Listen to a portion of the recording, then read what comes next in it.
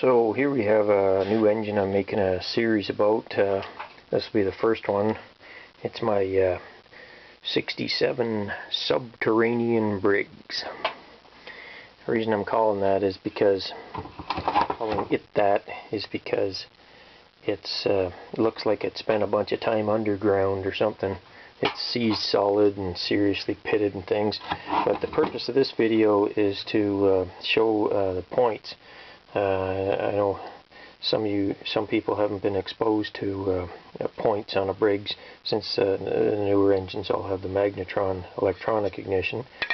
So you unbolt the cover, and the process of doing it on this one, I broke one of the two bolts off. That's about the first time I've done that. Anyway, what we have here, this is the condenser, and this one's seriously rusted there, as you can see.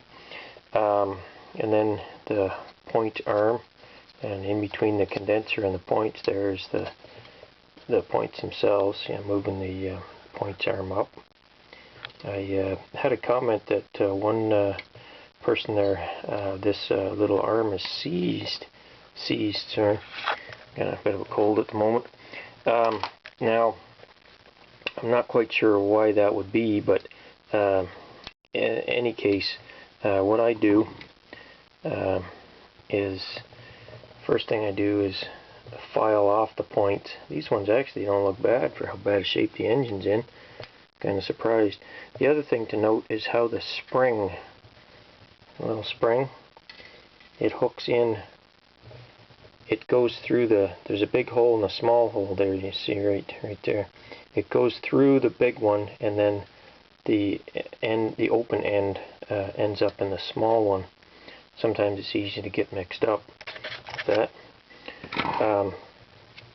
And then you see the grounding wire goes along here to this, and that. So pay close attention when you take it apart how it goes.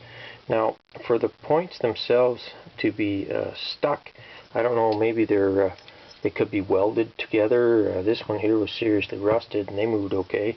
The other thing is, on the point here, this guy here that opens the points, it's called the point plunger, and it can seize in too. Corrodes in and seizes in. Yeah, like this one is.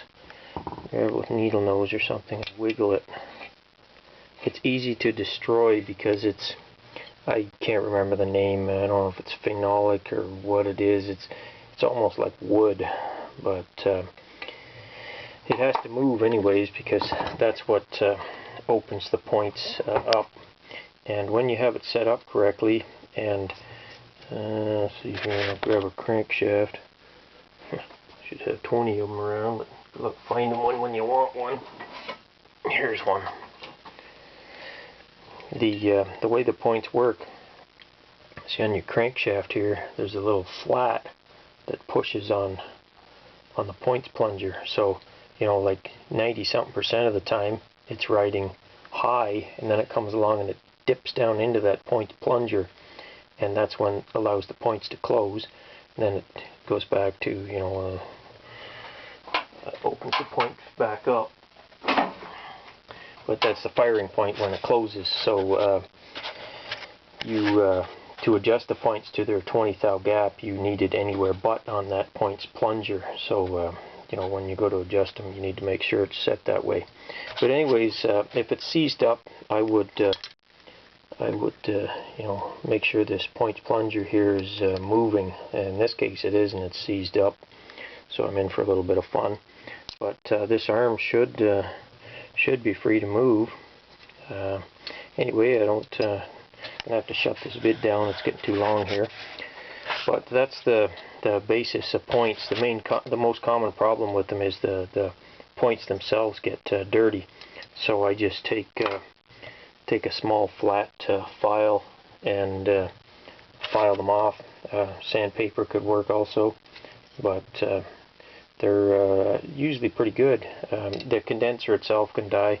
I think it's about $9 around here for it comes with new points and condenser, and that usually solves your problems also. So anyway, good luck with it. I gotta shut this vid down. It's getting too long.